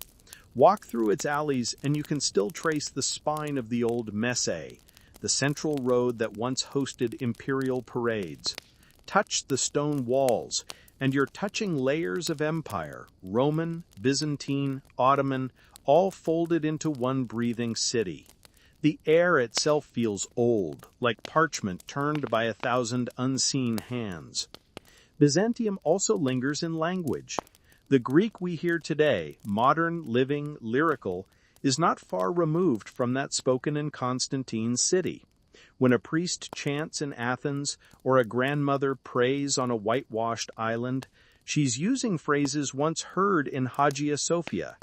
Time has changed their tone, but not their soul. And in the Western world, the word Byzantium has taken on new shades, meaning complex, intricate, sometimes needlessly so, perhaps unfairly.